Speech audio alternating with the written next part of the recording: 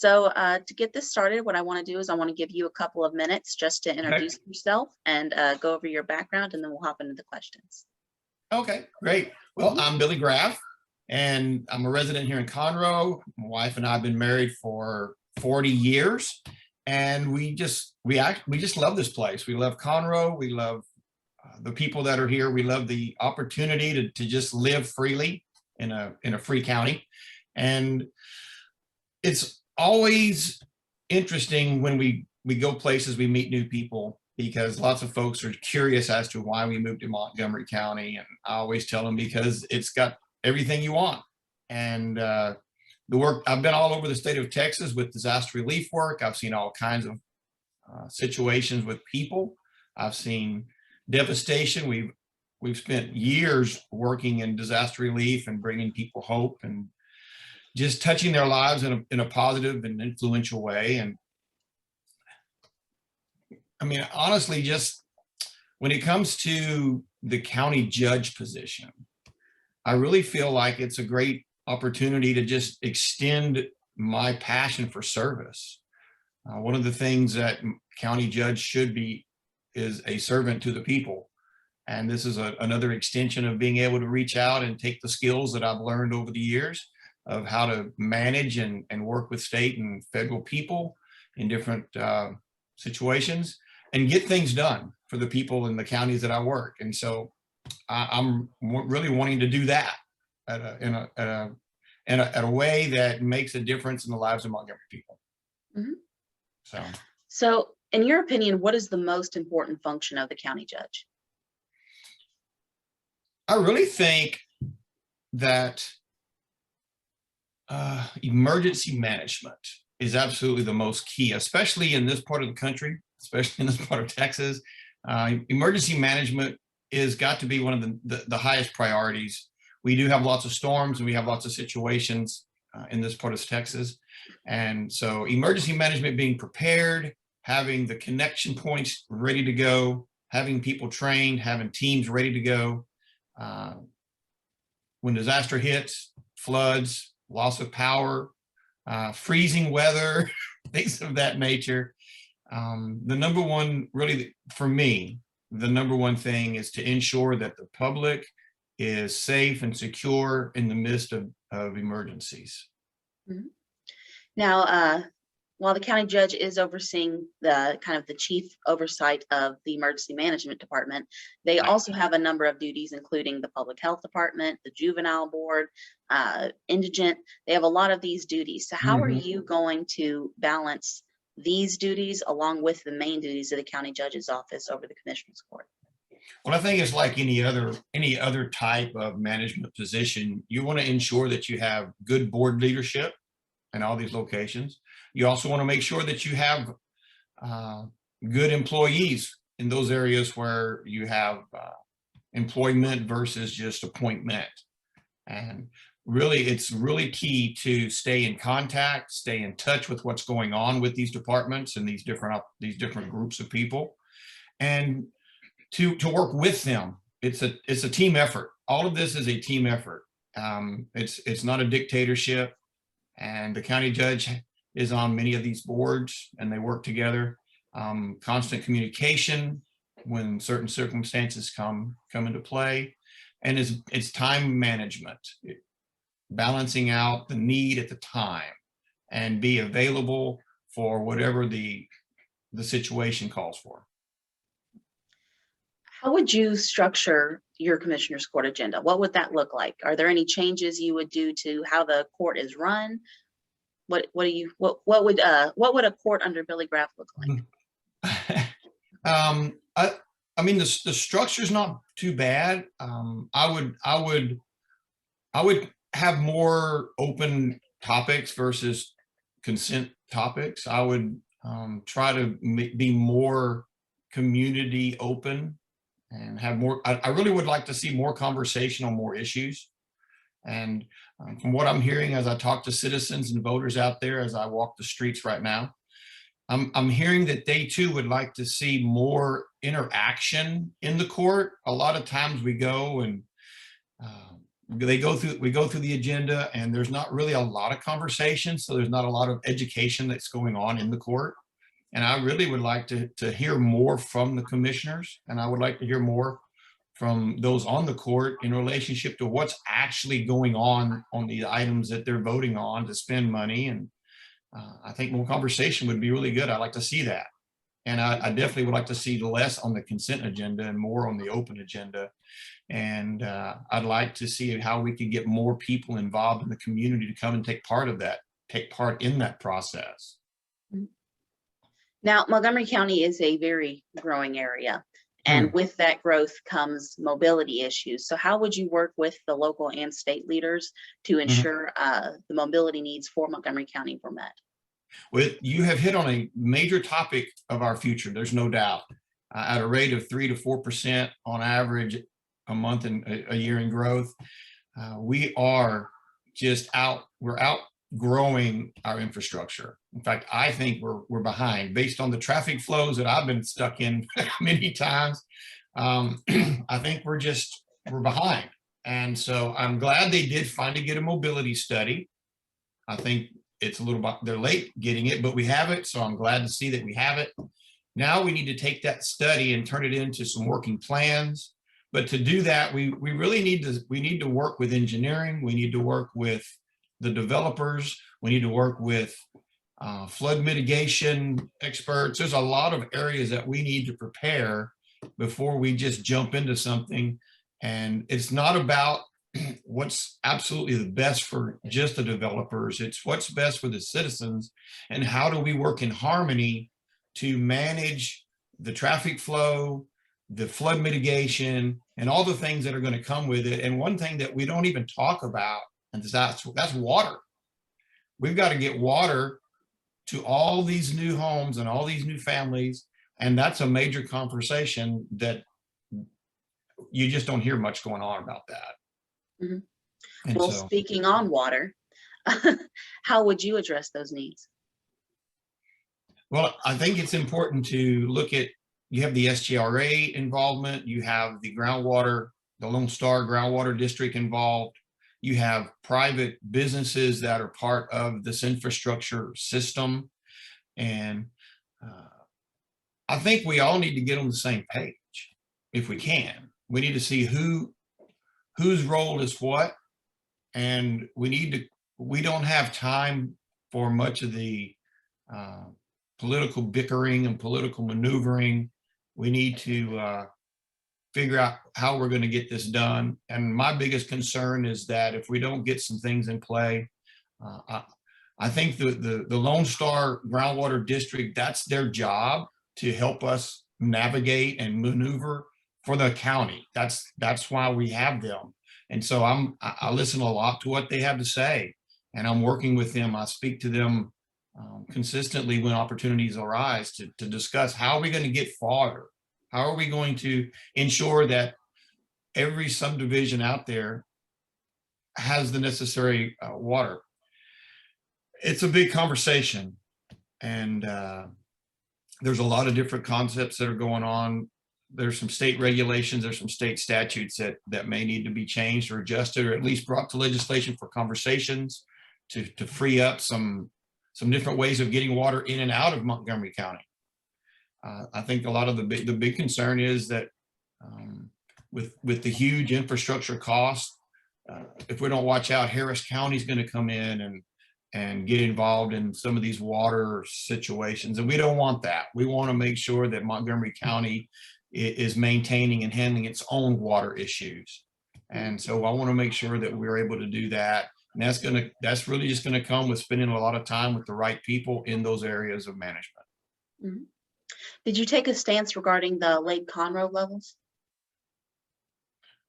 Yeah, I'm not a pro drop the level guy.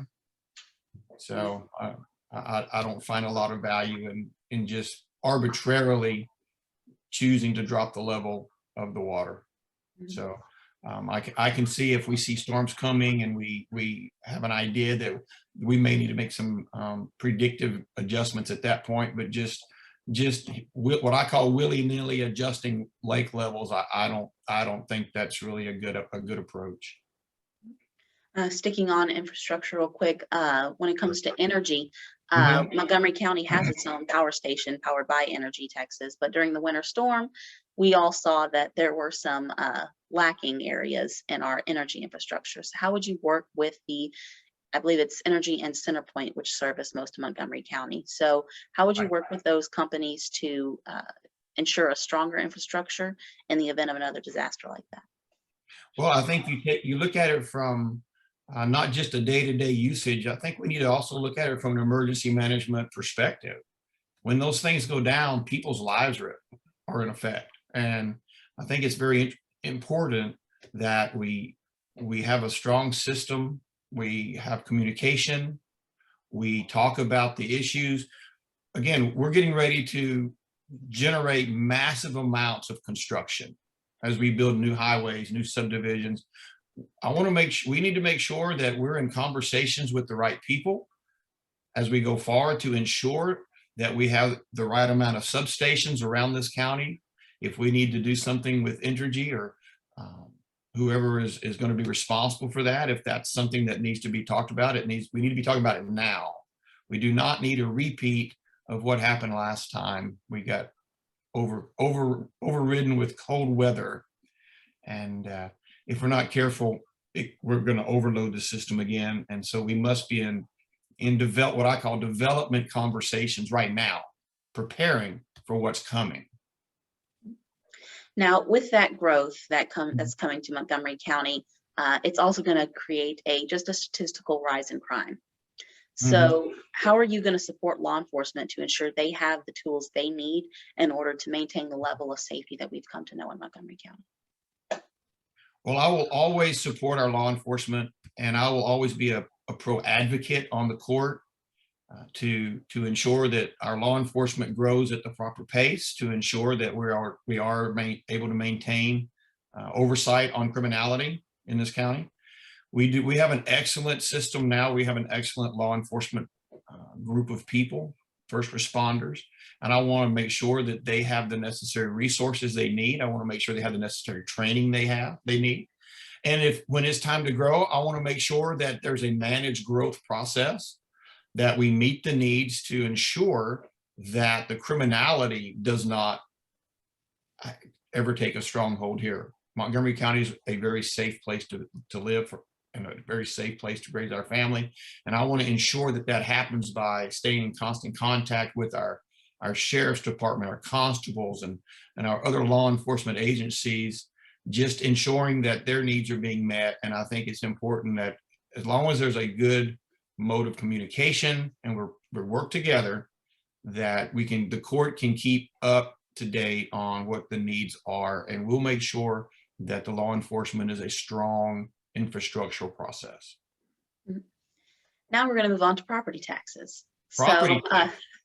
So Montgomery County for the past 3 years has stayed at the no new revenue rate, Correct. which has been to help lower the property tax burden from Montgomery County on taxpayers.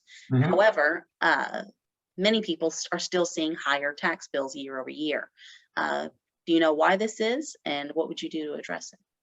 Well, the reason it is because the appraisals in some parts of Montgomery County go up a lot more than the tax rate changes, and so it's just a flat mathematical equation. Property tax evaluation, the average evaluation for the county, and times the tax rate, and that's revenue rate. And so um, the county can't control the appraisal district. What it can do is it can, I think, be more selective in who we appoint and place on these boards. I think we need to give better direction, but at the end of the day, the appraisal district isn't under the control of the county court. And so we can't do anything about that. We can manage the tax rate that we select to work with. Mhm. But I think we need to be, excuse me, I think we need to be totally honest with the public in this process, and not continue to try and push that we're saving everybody money by keeping the tax rate lower. There's a big miscommunication there. And I think we just need to be honest with everybody and explain to the community, this is how here's how it works. But a large percentage of Montgomery County, their taxes don't go down. Their tax bills are still up because the appraisal districts appraisals are up. We're going to need legislation at a state level to really change the process. I'm personally, I'm not a property tax advocate. I think there's better ways to generate the revenue that we need for counties. But right now, that's not how we're set up as taxing entities. And so I really want to see some new regulation, not regulation, really. I'd like to see some legislation reworking the way we do appraisals and things like that in the state of Texas.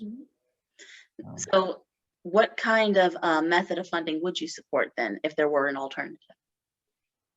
I'm an advocate of a commodity tax.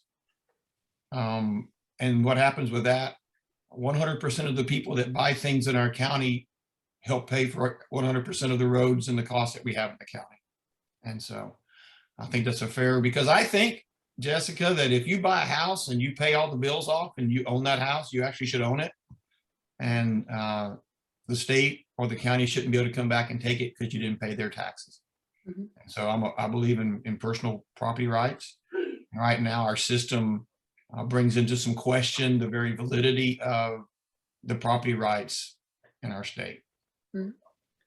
Now, I want to go to the pandemic response.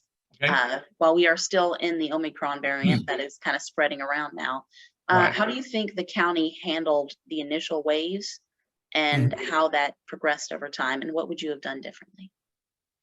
Oh, well, that's a great question. I think that everybody in this county knows my position so far on this thing. I think I've been in so many forums. Everybody pretty much knows where I stand on how we handled it. I thought part of it we handled fantastic, and I think part of it we handled very bad. I think we handled communicating and trying to get information out there pretty well.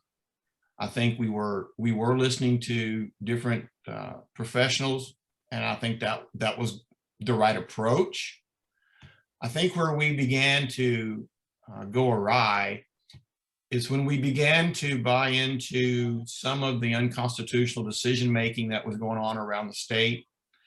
And I think when we decided to jump on the bandwagon as a county of shutting down our workforce and shutting down our churches and deciding which people are essential and which people were not essential, I believe that was a mistake. That one decision, and by the way, when that decision was made, less than 50 counties in the state of Texas had even made any kind of decisions to do that. We were, in my opinion, number one, premature on shutting down anything. But number two, we were illegally shutting down and unconstitutionally shutting down, because that's not really the role of the county. I don't even think the governor of Texas had the constitutional legality to shut down and pick winners and losers and tell you cannot work, go home. Whether you pay your house note or not, it's not our problem. I don't believe that our Constitution allows for that kind of tyrannical control. PPE and many of those situations, that was great. Making availability of medical information, they did a great job with that. My biggest challenge has been that they took the idea of shutting down the county it was an unconstitutional decision, and I just found I think that anybody that would do that does not have a strong understanding of what the constitutional authority is, and number one, the very value of living in this country. I mean, we live in this country so that we can experience life, liberty, and the pursuit of happiness. And when you tell me I can't go to church and you tell me I can't go to work, then you're interrupting my life, liberty, and happiness. And a lot of 257% income. There was a 257% increase in unemployment from March to April, which is a direct reflection of what the county judge did. And a lot of folks were hurt. A lot of folks were hurt. And then kind of doubled down, extended it. So, I question, when did they think it was a bad idea? That's really kind of my direction on the thing. And yeah, I think we need to definitely listen to the science. There's no doubt about that. But at the same time, our role is not to be dictators of how to live your life. Our role is to encourage, teach, educate, suggest, recommend, because I believe that as Americans, we have personal responsibility. Mm. And so I would have taken more of that approach. Mm. And I wouldn't, again, if churches want to shut down on their own, that's their business. But I don't think it's the government's job, not according to the First Amendment, to engage in telling the church what to do, when they can meet and when they cannot. And so for me, that's not only a state constitutional breach, but it's also a First Amendment constitutional breach of the United States of America. Mhm. And Now, so, Montgomery County also received well over $200 million in federal funds yes. to help cope with the pandemic. Do you think they've used that effectively, or is there things that you think maybe should have been done better? What is your stance on how that's been used? Well, I don't have all the data, since I'm not in the government. I don't have all the data on how they've spent all that money. I would hope that they're spending it properly. I know if they're not spending it properly, the government's going to want it back. They're spending it on some things that one-time uses. Now, what we're going to do with these hospitals, I don't know that we have, but we have them. Those are big tents. I guess now we're just going to spend tax dollars to store them. Was that a good idea? Was it a bad idea? Depending on who you ask. But if they spend it out of the right fund, so they didn't do anything incorrect. So that's a good thing. Okay. I do know that we've sent money back. We sent renter money back, which I think was a mistake. I think they should have redesigned the system, changed the program, and ensured that those dollars got out to the renters and the landlords. There were a lot of families still being hurt. And so that's not good. And as far as some of the plans that they have for the rest of the money, I'm just not privy to some of that information. They don't talk about all that stuff in Commissioner's Court.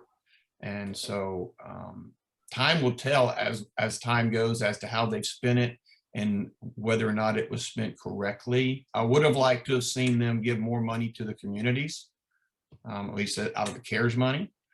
I really would have liked to have seen them share a little bit more. I know they set up the way they wanted to share, but I know a lot of these taxing communities they've been hurt, especially with the shutdowns that were going on. I would have liked to see a different approach to how they shared the money with these other taxing entities. A lot of places were doing $55, I think $55 per population. Personally, I would have liked to have seen that same process throughout our county. And I think it would have gone a long way in helping the entire community across the board. They chose not to do that. I disagree with that decision, but that's what they did. I would have done it differently. Is there anything else you would like people to know about you, your campaign, or the county judge's office? A lot of people ask me why am I really doing all this? And I'm gonna be honest, I'm really doing what I'm doing simply for very simple reasons, because I personally have lost confidence in the judge. I really have, and I've lost confidence in our court. They talk a lot right now about how great the court is and how great they are doing, and so let's keep the team together. But there's a lot of things that really aren't all that great. I'm not going to really go into the negative side of things right now, because I really want to be the encourager. I want to be the individual who looks towards the future. I want to look towards how we can build upon better opportunities. We have a tendency in our court to spend money outside of budget funds throughout the year. I'd like to see that stop. It's been, our fiscal transparency is not as good as it should be. I'd like to fix that. Unconstitutional actions, I want to make sure the community knows that if I'm the county judge, they don't have to worry about the constitutionality of my decisions, because I will always protect the life, liberty, and the pursuit of happiness of the community. I want to work hard at maintaining the beauty of our county. We have a rich history here. And with all this growth that's going on, if we're not careful, we're going to have a problem. Things are going to look very different. This county is going to start looking very different. And I hear a lot of folks as I travel around, they're clear cutting everything. They're doing this, they're doing that. The county is looking different. It's going to look different in the next 5 to 10 years. It's going to change a lot.